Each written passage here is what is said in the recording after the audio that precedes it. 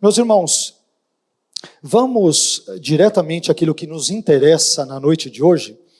Eu quero convidá-los, por favor, para que abram as suas Bíblias na Epístola de Paulo aos Efésios.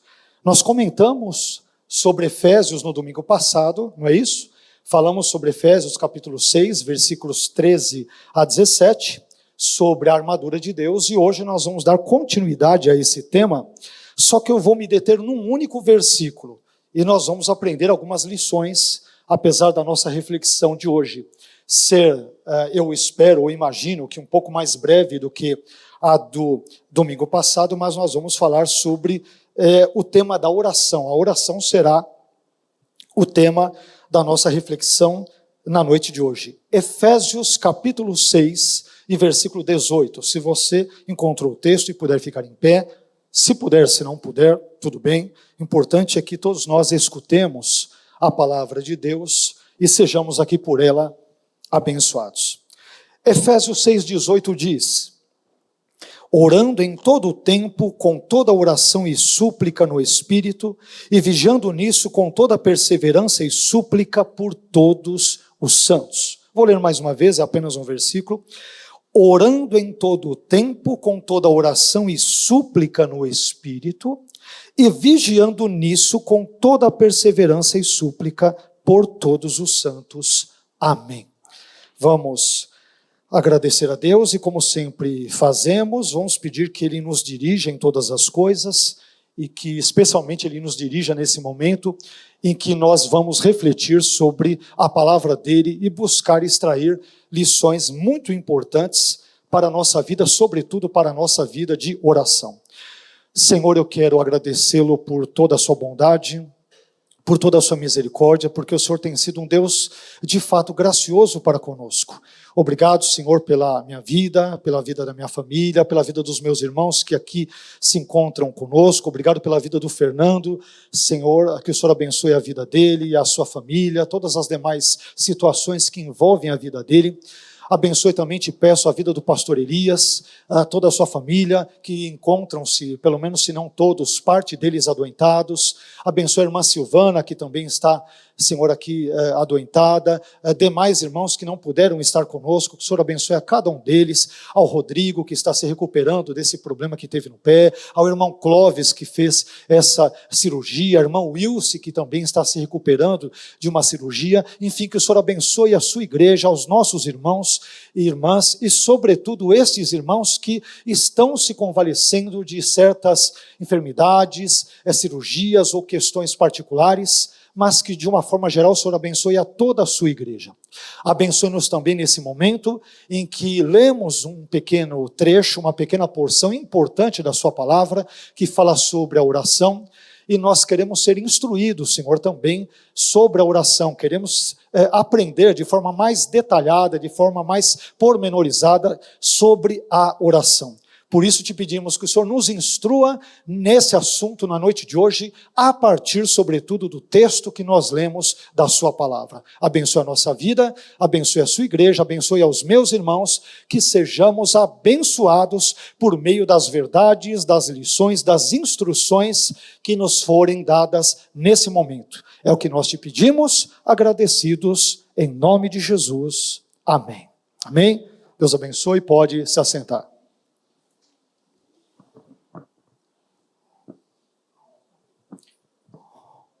Como eu disse para os irmãos, no domingo passado nós falamos sobre o tema da armadura de Deus, tendo como base Efésios capítulo 6 e versículos 13 a 17, e hoje, dando de certa forma continuidade àquele texto bíblico, nós vamos falar apenas sobre Efésios 6, 18. Um único versículo, mas um versículo muito importante e que tem, acredite, algumas lições relevantes para a nossa vida.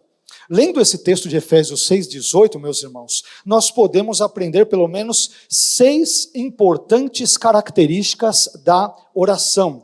6 relevantes lições, 6 importantes lições e características e verdades sobre a oração a partir desse texto. E é justamente sobre essas 6 características da oração que nós vamos falar sobre elas, é que nós vamos meditar na noite de hoje, tendo como base Efésios 6:18. Indo direto, portanto, ao texto, ao que nos interessa, eu descubro, em primeiro lugar, que a primeira característica da oração nesse texto é que a oração deve ser constante. Segundo Paulo, lendo esse texto, a primeira característica que descubro da oração é que a oração deve ser constante. Efésios capítulo 6, versículo 18, parte A, diz: orando em todo tempo. Orando em todo tempo. A oração, meus irmãos, não deve ser uma prática acidental, circunstancial, esporádica ou eventual na vida do cristão. Muito pelo contrário. A oração ela deve ser uma prática constante, costumeira e habitual na vida cristã. Por isso, um cristão que quase não ora é como um filho que, por exemplo, quase não fala com o seu pai. Portanto, nós devemos orar não apenas quando tudo vai bem, mas também quando tudo vai mal. Devemos orar quando estamos alegres, mas também quando estamos tristes.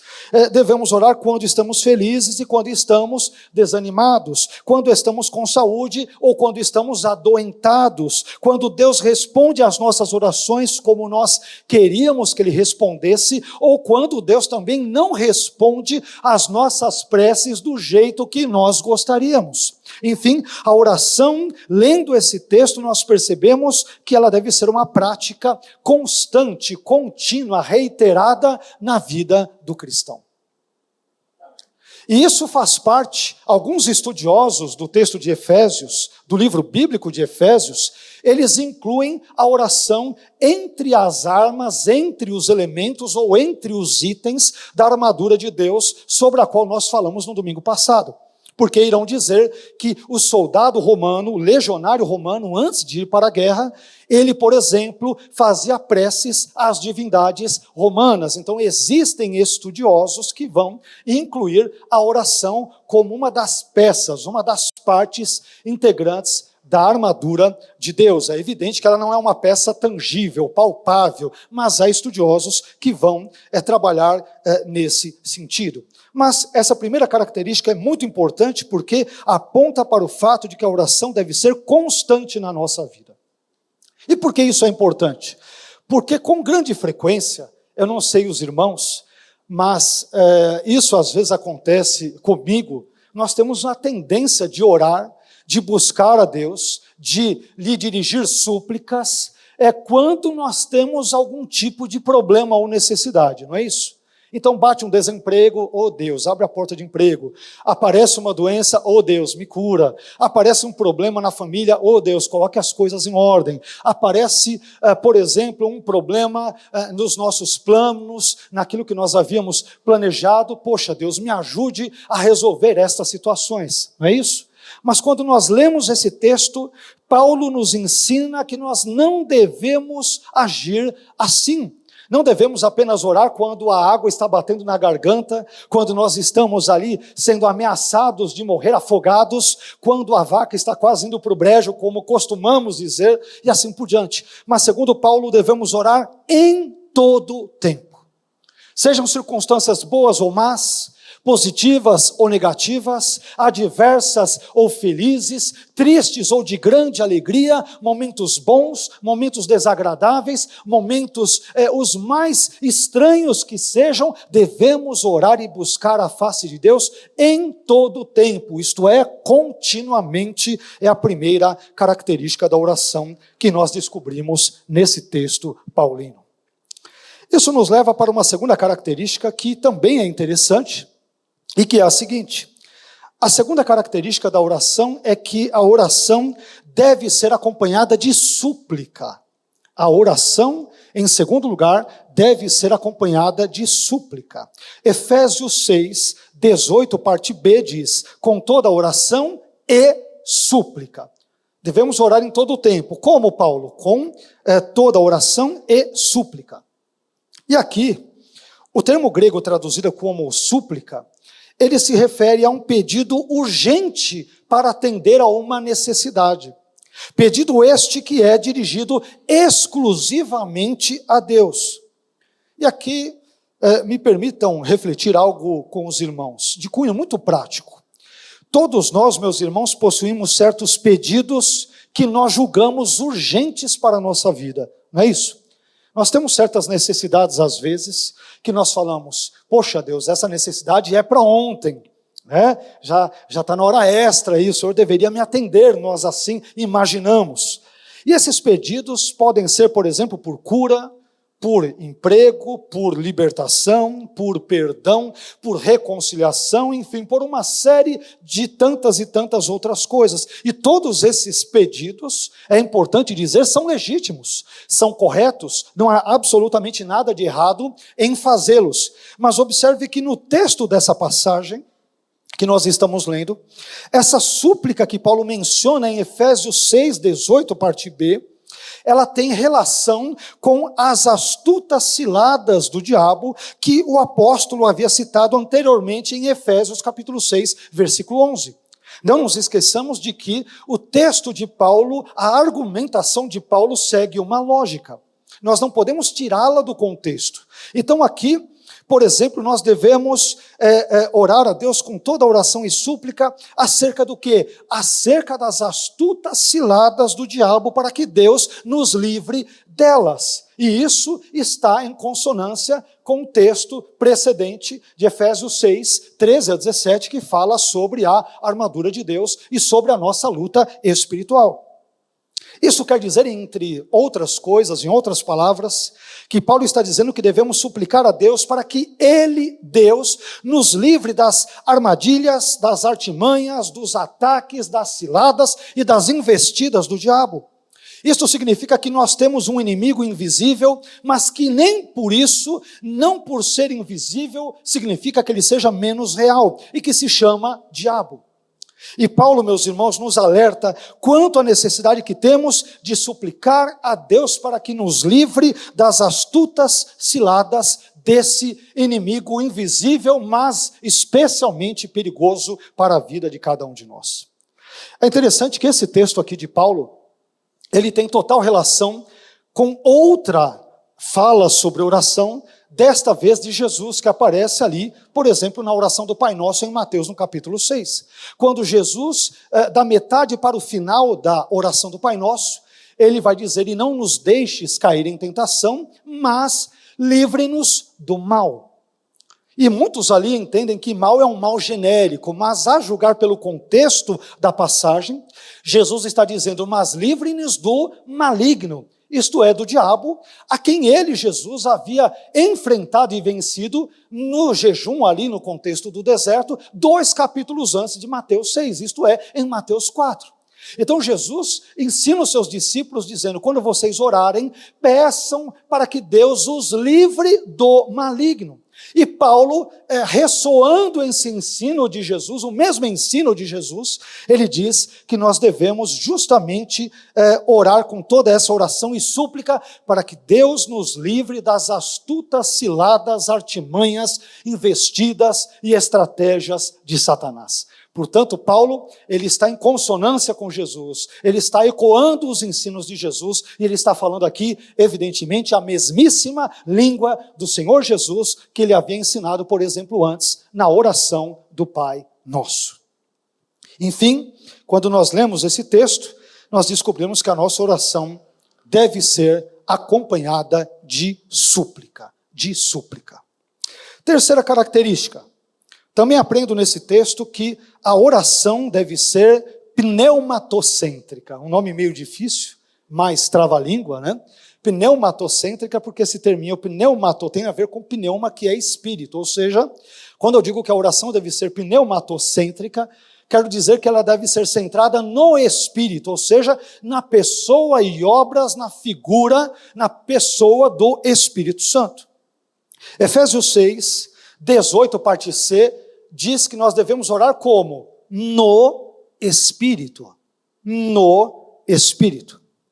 E aqui, meus irmãos, me permitam esclarecer e dizer que orar no Espírito não significa necessariamente orar em línguas, Falar as assim chamadas línguas ininteligíveis. Isso não quer dizer que isso não possa ser orar no Espírito, não é isso. Mas orar no Espírito não se restringe, não se resume a isso. Mas orar no Espírito significa, isto sim, orar com a ajuda e a orientação do Espírito Santo. Significa contar com o Espírito Santo para que ele nos ajude, por exemplo, na elaboração dos nossos pensamentos, nas inclinações do nosso coração e na escolha das palavras que nós usaremos durante a oração. É interessante vermos que em Romanos 8, 26, Paulo diz o seguinte: e da mesma maneira também o Espírito ajuda as nossas fraquezas, porque nós não sabemos o que havemos de pedir como convém, mas o mesmo Espírito intercede por nós com gemidos inexprimíveis. Por isso, orar no Espírito é orar segundo as motivações, segundo as palavras, segundo os temas, segundo os assuntos sugeridos pelo próprio Espírito Santo. De modo que quando nós orarmos a Deus, nós devemos pedir que o Espírito Santo nos guie, por exemplo, quanto ao conteúdo e à motivação que devem estar presentes na nossa oração. O Espírito Santo, como João nos diz, nos alerta no seu Evangelho, ele fará com que nós nos lembremos das palavras de Jesus. Mas para sabermos e nos lembrarmos das palavras de Jesus, nós temos que conhecer as palavras de Jesus. E para conhecermos as palavras de Jesus, nós temos que ler os evangelhos, temos que ler a Bíblia, temos que participar de um culto como este, ouvindo uma pregação, por exemplo, como esta, e de outros irmãos, pastores, irmãos que vêm aqui a esse púlpito e aqui também pregam. Devemos participar da escola dominical, devemos ler a nossa Bíblia em casa, em todos os contextos e circunstâncias em que isto for, obviamente, possível. Mas perceba que essa terceira característica da oração é que a oração deve ser pneumatocêntrica. Ela é centrada no Espírito Santo. É o Espírito Santo quem nos orienta, quem nos dirige, quem acaba nos alertando, quem acaba nos inspirando quanto aos temas, às situações que, por exemplo, devem estar presentes na nossa oração, situações e temas estes que devem, por sua vez, ser condizentes com as Escrituras Sagradas, com a Bíblia Sagrada. Isso faz com que cheguemos à quarta característica da oração presente nesse texto. Talvez seja uma das mais importantes. Tudo, obviamente, o que Deus nos diz na sua palavra é importante. Tudo que Paulo ensina é importante. Mas esse item é especialmente importante, por isso eu gostaria que você prestasse toda a atenção possível. Quarta característica: a oração deve ser acompanhada de vigilância. A oração deve ser acompanhada de vigilância. Efésios 6, 18, parte D de dado. E vigiando nisso. E vigiando nisso. Meus irmãos, a oração e a vigilância são como os dois lados de uma mesma moeda. Isso significa dizer que onde a oração estiver, a vigilância deve estar presente ali também. Por outro lado, o inverso é verdadeiro, ou seja, onde a vigilância estiver, a oração também deve estar presente ali. Mas por que devemos orar e vigiar ao mesmo tempo? Por que não é uma coisa ou outra? Só orar ou só vigiar, mas orar e vigiar. Por quê? Nós devemos orar e vigiar pelo menos por 3 razões que a Bíblia nos dá, entre outras que poderíamos aqui citar. Primeira razão, nós devemos orar e vigiar para não cairmos nas astutas ciladas do diabo, conforme Efésios 6, versículos 11 e 18, parte D. Então nós devemos orar e vigiar para não cairmos nas astutas ciladas de Satanás. Segunda razão, devemos orar e vigiar para que não caiamos nas tentações da carne. Então a oração e a vigilância devem estar presentes. Aliás, em Marcos 14, 38, Jesus diz aos seus discípulos uma fala muito conhecida de todos nós, que é a seguinte: vigiai e orai para que não entreis em tentação. O espírito, na verdade, está pronto ou está preparado, mas a carne é fraca. Meu irmão, não vigie para ver se você não cai em certos pecados. quer envolvam a área sexual, a área financeira, a área dos relacionamentos, áreas sociais, áreas espirituais, sejam lá quais forem os tipos ou naturezas de áreas. Não vigiemos para ver se nós não caímos muitas vezes em certos pecados. Porque talvez tenhamos até orado, mas não tenhamos ali naquele contexto vigiado como deveríamos fazê-lo. Por fim, a terceira razão para orarmos e vigiarmos é para que estejamos atentos quanto à segunda vinda de Jesus. É óbvio que nenhum de nós sabe quando Jesus voltará, mas é o próprio Jesus quem nos orienta, quem nos alerta para que oremos e vigiemos a respeito da sua segunda vinda. Em Marcos 13:33, por exemplo, Jesus dá a seguinte advertência para os seus discípulos. Ele diz: olhai, vigiai e orai, porque não sabeis quando chegará o tempo, isto é, o tempo da segunda vinda de Jesus. Ele diz: como que vocês não sabem? Vocês não sabem quando eu, Jesus, voltarei, então até lá o que vocês devem fazer? Orem e vigiem. Orem e vigiem. Meus irmãos, uma das coisas interessantes, me permitam aqui usar uma ilustração, mas uma das coisas interessantes que eu percebia no nosso querido e saudoso pastor Filipe, que meses atrás, infelizmente, nos deixou, quando ele orava, era que ele sempre orava de olhos abertos. Não sei se os irmãos perceberam isso, ou alguns dos irmãos, né? Sempre que ele ia orar, ele orava de olhos abertos. Ou seja, quando o pastor Filipe orava, ele também costumava ficar atento àquilo que acontecia ao seu redor, por exemplo, durante o culto. E essa atitude característica do nosso amado, querido e saudoso pastor Filipe, ela me recorda a estratégia que Neemias adotou quando da reconstrução das muralhas de Jerusalém, diante dos ataques de vários inimigos, Sambalate, Tobias, os árabes, os amonitas, melhor dizendo, e os asdoditas. Olha que interessante, enquanto Neemias reparava as muralhas de Jerusalém, você sabe o que ele e os judeus ali faziam? Eles oravam e vigiavam. Quer ver só? Veja o que diz Neemias capítulo 4, versículo 9. Olha o que diz. Porém nós oramos ao nosso Deus e pusemos uma guarda contra eles, de dia e de noite, por causa deles. Por causa de quem? De Sambalate, de Tobias, dos árabes, dos amonitas e dos asdoditas. Neemias e os judeus não apenas oraram, eles montaram uma guarda. Nós vamos orar contra esse povo aqui. Eles estão querendo atrapalhar a reconstrução aqui das muralhas de Jerusalém, eles estão querendo interromper essa obra que nós estamos fazendo, mas nós vamos ser sábios, nós vamos orar, mas vamos colocar sentinelas, vamos colocar vigias para que eles sempre estejam acompanhando os passos ou os eventuais próximos passos dos nossos inimigos. Meus irmãos, a atitude de Neemias diante dos seus inimigos nos ensina lições muito práticas e muito importantes, muito valiosas, muito preciosas para a minha e para a sua vida cristã. Existem pessoas que oram, por exemplo, para Deus abençoar o seu casamento, mas que não são vigilantes muitas vezes na maneira de tratar o cônjuge. Agem às vezes com grosseria, às vezes com rispidez e sem diálogo um com o outro, e depois ainda perguntam: por que será que o meu casamento está dando errado? Ora bolas, porque você não está sendo vigilante no seu casamento, por exemplo. É um exemplo. Existem pessoas que dizem que querem ter maior comunhão com Deus, maiores experiências com Deus, maior conhecimento da Bíblia também, por exemplo, mas que não conseguem ler a Bíblia e orar por 5 minutos. Existem pessoas que querem crescer espiritualmente, mas que, por exemplo, não aguentam ficar 2 horas ou 3 horas presentes em um culto. Às vezes ficam horas e horas maratonando na Netflix, não sei mais aonde, na TV a cabo, e ficam horas hipnotizadas pelas redes sociais, mas não conseguem gastar 5 minutos orando ou lendo a Bíblia.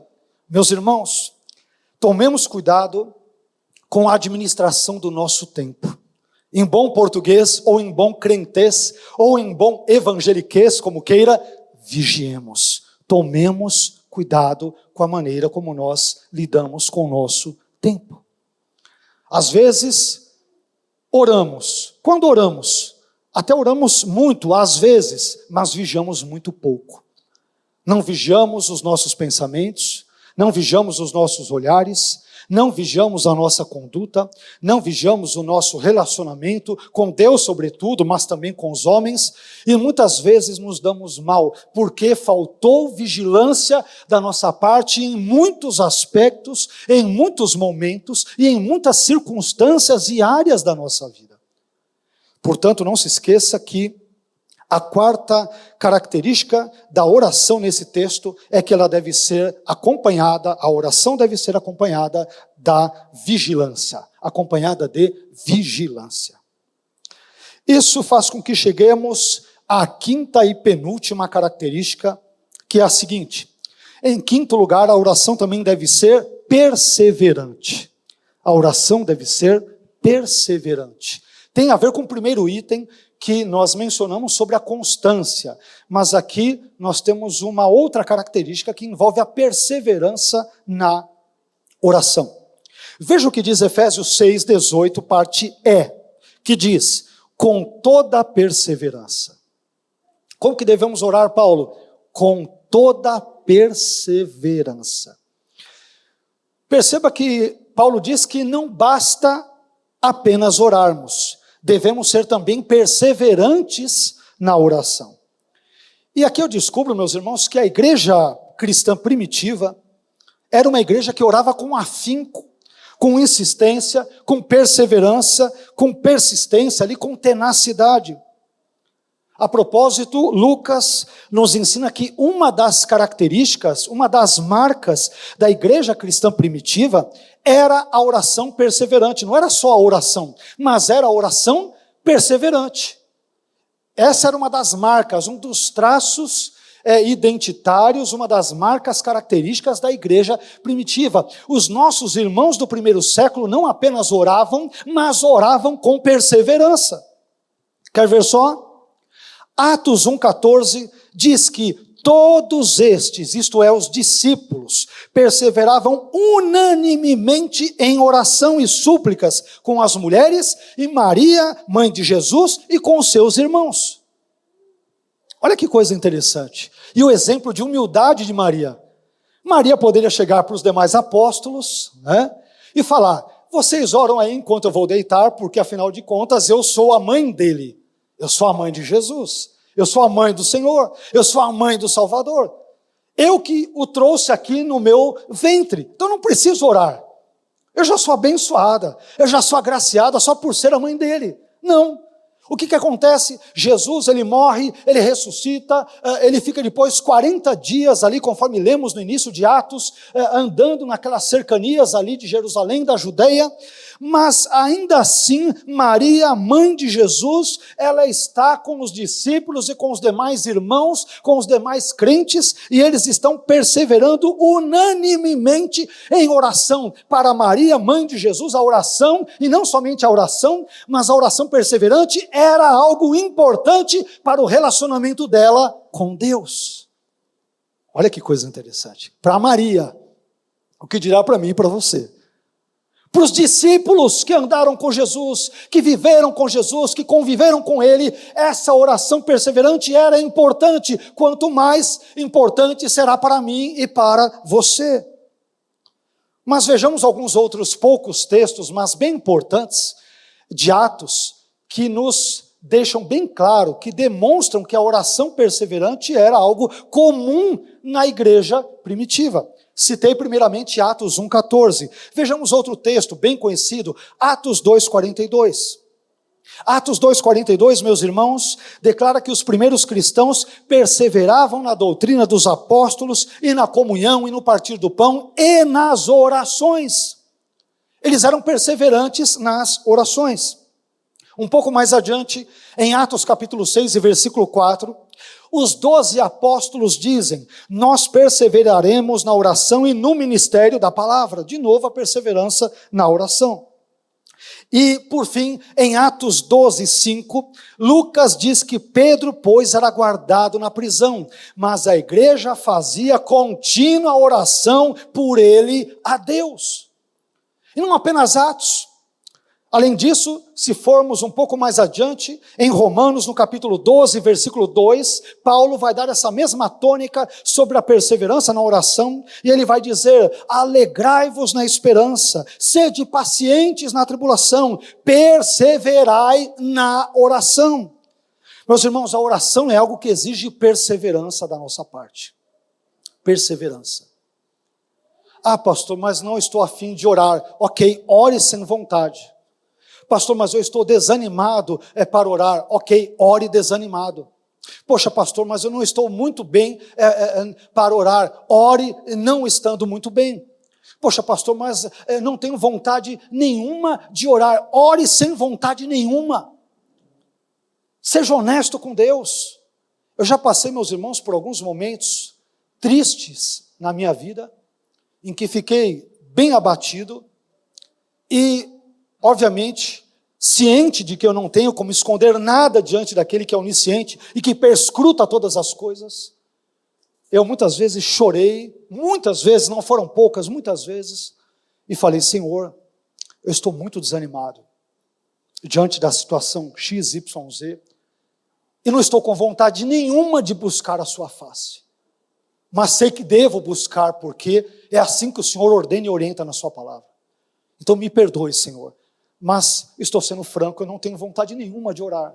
Meu desejo agora seria apenas ficar triste, choramingando, pensando numa série de coisas que aconteceram na minha vida, mas, Senhor, tem misericórdia de mim, me perdoa, porque estou orando sem vontade, sem esse interesse nesse momento, mas eu sei que eu devo buscar a sua face, e por favor me ajude a orar com vontade, tire essa situação, esses sentimentos no meu coração, e me ajude a orar com fervor, a buscar a sua presença com fervor. Meu irmão, a oração perseverante é uma das marcas características de todo o verdadeiro crente. Isaac, ele perseverou, Isaac, filho ali de Abraão, ele perseverou durante 20 anos, 20 longos anos, orando por Rebeca, para que ela pudesse engravidar. Conforme Gênesis 25, versículos 20 a 21 e 26, parte B, você vai ver que ele fica 20 anos orando. Começa orando com 40 anos e vai orando até 60 anos, quando então ela engravida. E diante disso, eu quero te encorajar a persistir na oração. Meu irmão, insista na oração, persista na oração, persevere na oração, e Deus abençoará a sua vida. Enfim, a oração que Paulo aqui menciona tem como característica básica o fato de ser acompanhada da perseverança. Deve ser uma oração perseverante, perseverante. Meus irmãos, eu sei que isso é difícil. Nós vivemos dias tão corridos, não é isso? Quem é casado e tem filhos ainda, tem situações, tem que pegar o carro, de repente fazer uma viagem longa, tem que deixar filhos na escola, tem que correr atrás, de repente o trabalho ficou complicado, o dinheiro não entra, o salário atrasou, os boletos não param de chegar, e uma série tumultuada de problemas que vêm de todas as direções, vêm juntos, vêm uns após os outros, a galope.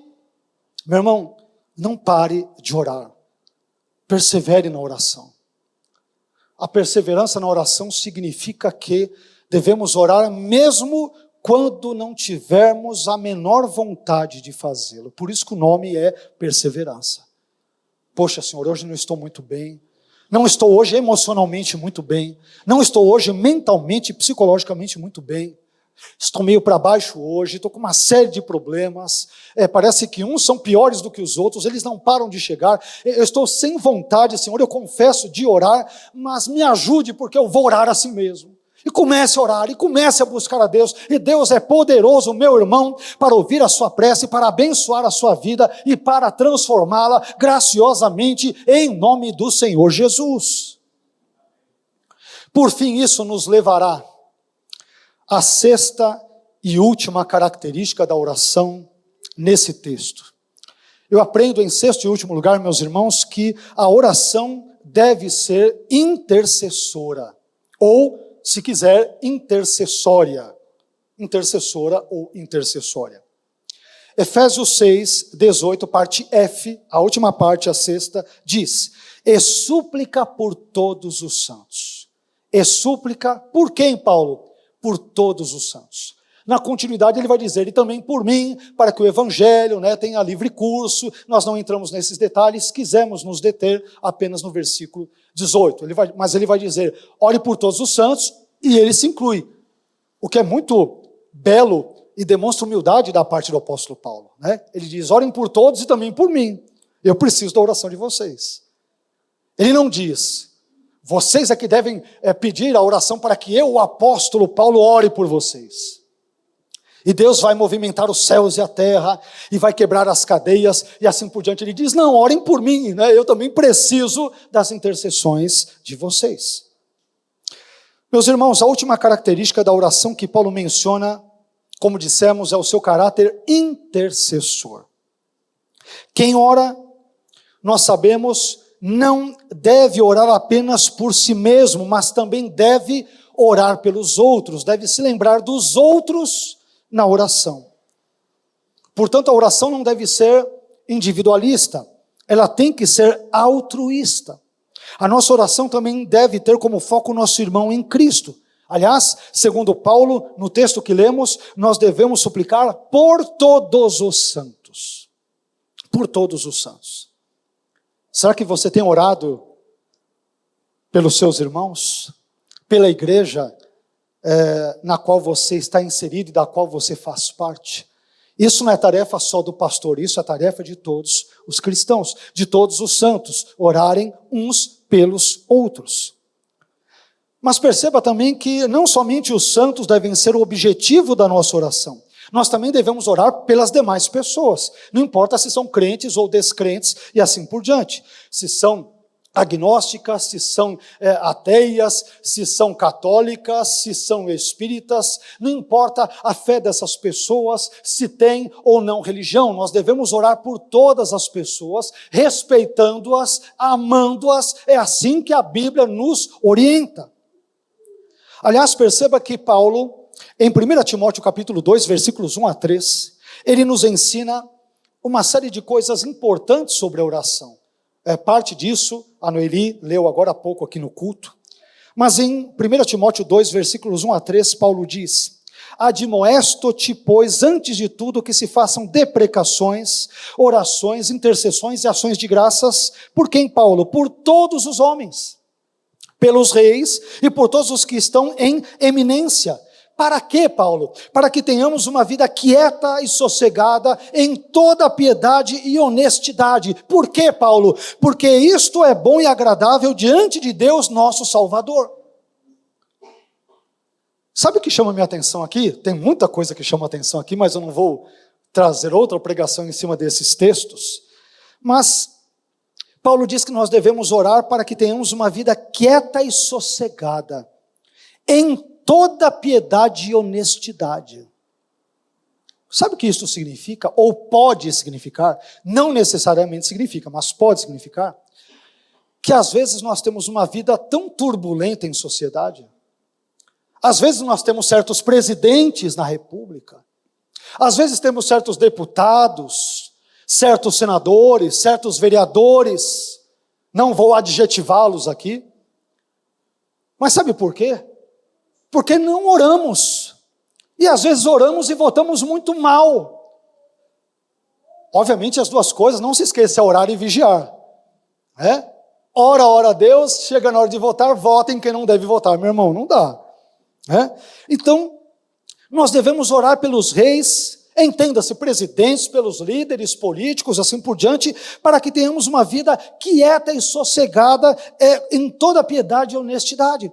Às vezes falta-nos essa vida quieta e sossegada, temos problemas após problemas sociais, na educação, na área médica, na área qualquer que possamos imaginar, porque às vezes nós não oramos como nós deveríamos orar. E de novo, e quando oramos, não vigiamos nas pessoas em quem votamos, e depois infelizmente acabamos colhendo é todas as tragédias decorrentes de termos ou orado mal, ou não termos orado, ou termos orado bem e ter votado de forma equivocada. Enfim, a oração deve ser intercessora. Meu irmão, ore pelo seu irmão, pela sua irmã. Ore pela sua igreja. Não digo aqui pelas paredes, não é isso. Ore pelo irmão que senta ao seu lado, à frente de você, atrás de você, pelos visitantes. Lembre-se do Fernando, ore por ele, pela família dele, para o querido irmão que chegou agora há pouco também, que está ali no fundo da igreja. Ore pelas pessoas, oremos. Depois que a minha mãe faleceu, há um pouco mais de 1 ano e 6 meses, eu disse para os irmãos que eu de certa forma sempre fui de oração. Mas sempre fui de orar, nunca fiquei bom tempo assim sem orar. Sempre cultivei razoavelmente uma vida de oração. Não que sou melhor do que ninguém, longe disso. Mas depois disso, esse desejo de orar, ele tem vindo com muita frequência no meu coração. E minha esposa sabe, o Miguel às vezes me acompanha nessas caminhadas e tal, mas quando eu vou andar, eu tenho orado com muita frequência. E uma das coisas, ou situações pelas quais eu sempre oro é pela vida de cada um dos irmãos. Não estou dizendo isso porque sou bom, não. Eu estou dizendo isso porque eu aprendi com Paulo que eu devo orar por todos os santos. Fui caminhar hoje, brincava aqui comentando com o Miguel, com a Noeli, à tarde, esse sol terrível, era um pouco antes das 3, falei, poxa, eu tenho que voltar antes das 4 para dar tempo de ir para a escola dominical. E aí eu falei, a Noeli, vai de carro? Eu falei, não, vou a pé, vou para São Caetano, ando 2, 3, 4 quilômetros, às vezes ando 10 quilômetros, e vou sempre orando, sempre vou orando. E os rostinhos de vocês vão vindo à minha mente. E eu vou falando, Senhor, abençoe fulano, cicrano, beltrano, abençoe o casamento dele, abençoe a família, abençoe o irmão tal, cure o outro, abre a porta de emprego para o outro, cuida ali da irmã, abençoa, abençoa, abençoa, Senhor. Nós precisamos da oração uns dos outros, meus irmãos. Paulo precisava da oração dos crentes efésios. Você acha que você pode viver sem a oração do seu irmão? Nós precisamos orar, mas também precisamos interceder uns pelos outros. Uma igreja que não ora é uma igreja fadada ao fracasso, fadada à derrota. Uma igreja que não lê a Bíblia e não ora, ela está fadada à destruição. Nós vivemos dias muito maus, com todo tipo de ideologia, com todo tipo de bobagem, de ensinamento absurdo, um mais absurdo que o outro na internet. A gente abre ali as nossas redes sociais, no YouTube, enfim, as redes sociais em geral. Temos coisa boa, não estou generalizando, é óbvio, claro que sim. Mas às vezes temos muitas coisas ruins. Então, meu irmão, se você não ler a Bíblia, e não orar, e não vigiar, cuidado com aquilo que você assiste na internet, com aquilo que pregam, né? Porque nem tudo que é pregado é falado ali, você deve trazer para o seu coração. Vigie, pondere, tenha um olhar crítico sobre pessoas que você assiste, que sejam pastores. Eu estou dizendo aqui com todo o respeito do mundo, não estou falando contra pessoas, mas estou falando contra certos e eventuais ensinamentos ali propagados. Tome cuidado com o que você assiste, tenha um olhar crítico quanto àquilo que você assiste, ore e vigie. Não absorva do nada as coisas de forma crítica. Pondere, será que isso é bíblico? Será que isso não é bíblico? Será que isso agrada a Deus? Será que não agrada? Será que isso tem a ver com a palavra de Deus? Eu não me lembro de ter ouvido isso na Bíblia. Vou perguntar para o irmão da igreja para ver se ele pode me orientar. Ou para o pastor, eu estou à disposição. Mas, meus irmãos, tomemos cuidado. Enfim, eu gostaria de concluir essa mensagem dizendo que hoje nós aprendemos que Efésios 6,18 nos ensina 6 importantes características da oração. Nós aprendemos que a oração, primeiro, deve ser constante. Meu irmão, não pare de orar. Pastor, mas eu estou sem vontade. Ore sem vontade mesmo. Pastor, mas eu não tenho tempo. Tem tempo sim. Porque tem tempo para assistir novela, para assistir televisão, para ir não sei aonde, para fazer isso, para fazer aquilo, para ficar nas redes sociais. Tem tempo sim. É só arrumar tempo que você ora. Segundo, a oração deve ser acompanhada de súplica. Terceiro, a oração deve ser pneumatocêntrica, devemos orar no Espírito, o Espírito Santo deve nos guiar em nossas orações. Quarto, a oração deve ser acompanhada de vigilância, não se esqueça disso, meu irmão. Faça como Neemias, coloquei todo mundo para orar, mas os guardas para cuidarem ali das muralhas, para ver quando Sambalate, Tobias, os amonitas, as doditas, os árabes vierem. Então nós estamos orando, mas estamos vigilantes, olhando para eles. Lembre-se do exemplo do nosso querido pastor Filipe, que orava aqui com os olhos abertos, orava, mas sempre de olho aqui, deixa eu ver como que está o culto, os irmãos aí, se está tudo bem. Ele orava de olhos abertos. Não é que você precisa necessariamente imitar essa prática, cada um tem a sua cultura nesse aspecto. O importante é que nós oremos e sejamos vigilantes ao mesmo tempo. Em quinto lugar, a oração deve ser perseverante. Persevere, meu irmão, persevere. E por fim, a oração deve ser intercessora. Ore pelos outros. Não seja egoísta na oração. Não ore apenas por você, sua esposa, seu cachorro, seus filhos. Eu sei que você os ama, eu sei que sua família é abençoada e maravilhosa, glória a Deus, mas que a sua oração não morra na sua família. Extrapole. Lembre, olha, o pastor Carlos lá precisa das minhas orações, e preciso mesmo, ore por mim. Minha esposa precisa das orações, ore por ela. Cada um aqui precisa de oração, os irmãos que são os músicos, o Anderson que cuida ali das filmagens, cuida ali da parte do som e tal, cada irmão que atua na escola bíblica dominical, o Miguel, o nosso irmão Rodrigo, enfim, os pastores, cada um dos membros, todos nós precisamos da oração uns dos outros. Amém, irmãos? Uma igreja séria ora, ela ora. E é o que nós vamos fazer agora, em nome de Jesus. Amém? Por favor, fique em pé.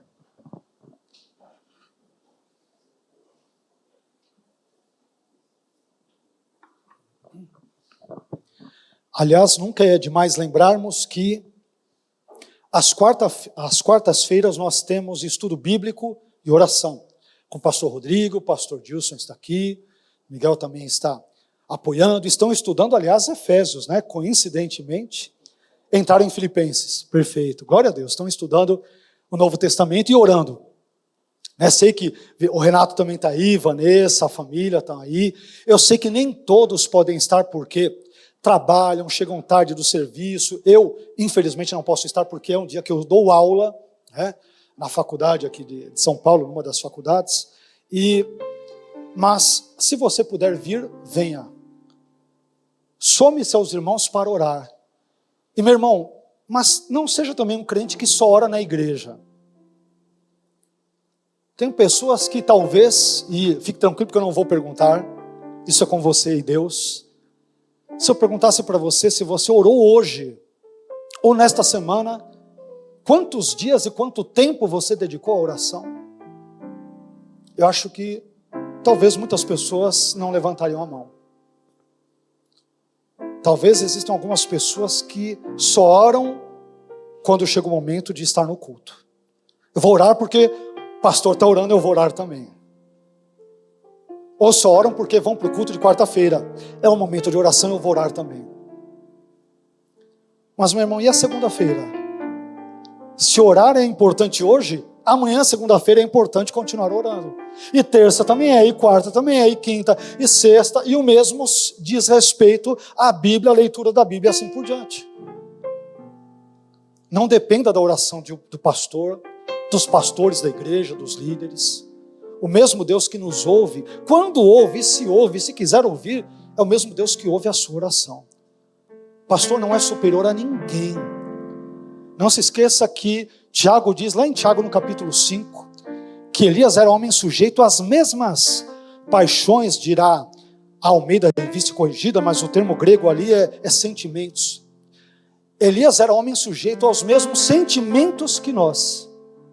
E quando ele orou, os céus ficaram de bronze, não choveu, depois ele orou de novo, e novamente a chuva veio. E o argumento de Tiago é, Elias era igualzinho a mim e a você. E por que Tiago diz isso? Porque a tendência de muitos crentes da época neotestamentária, assim como nos dias de hoje, é como que idolatrar Elias ou colocá-lo num pedestal, como se ele fosse um ser superior. Afinal de contas, ele nem morreu. Saiu da vida um redemoinho. É um cara importante esse. Tiago diz, ele era igualzinho a você. Era tão igualzinho a mim e a você, que quando uma mulher começou a apertá-lo, pressioná-lo, uma tal de Jezabel, mesmo depois de ter enfrentado 450 profetas de Baal, ele ficou com medo e fugiu. Sabe por quê? Porque era igualzinho a mim e a você. Antes de ser profeta, Elias era homem. E homens, e aqui me refiro genericamente, homens e mulheres, têm medo, têm receios, têm frustrações. Nós somos seres humanos. Não somos semideuses. Não somos supercrentes da Marvel. Somos seres humanos. Precisamos orar. Precisamos que orem por nós. É o que nós vamos fazer agora. Amém?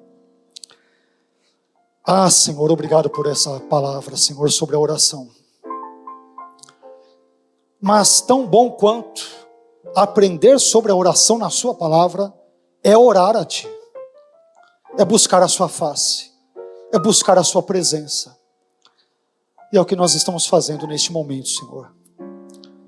Pai, Tu conheces a minha vida, a vida dos meus irmãos. Tu conheces melhor do que a nós mesmos as nossas necessidades. Sejam físicas, sejam materiais, sejam espirituais, sejam emocionais, sejam sociais, sejam familiares, sejam financeiras, sejam ministeriais, sejam conjugais. O Senhor conhece as nossas necessidades. E eu te peço, ó Deus, que o Senhor nos ajude a termos uma vida mais séria em termos de oração. Ajude-nos a levarmos a oração mais a sério. Ajude-nos, Senhor, a dedicarmos um tempo para orarmos.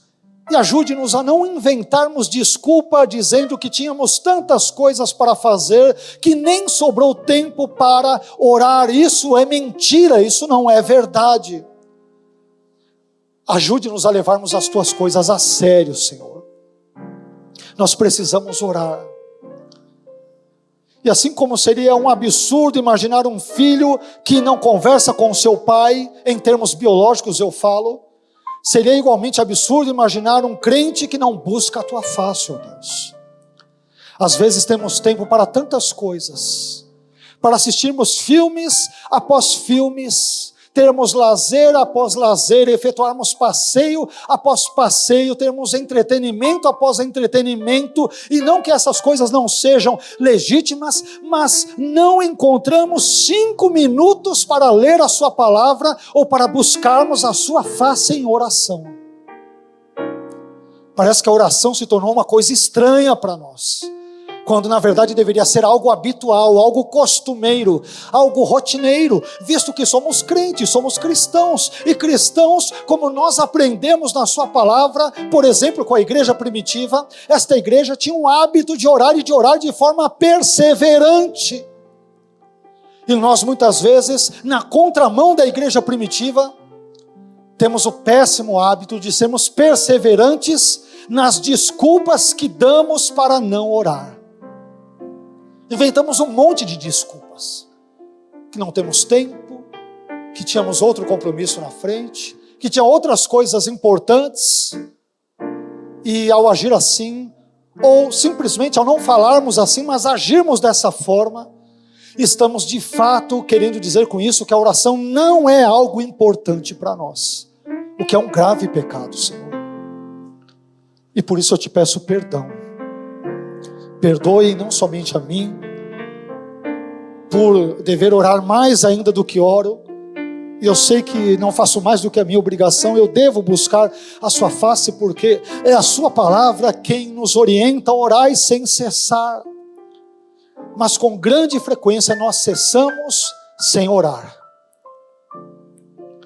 Os problemas vieram, as tribulações surgiram, as circunstâncias nos sobrevieram, e nós simplesmente cessamos, desistimos, abandonamos, entregamos os pontos, jogamos a toalha e nem sequer oramos, porque a oração se tornou uma coisa estranha, anormal na nossa vida, quando na verdade deveria ser algo rotineiro, ó Pai.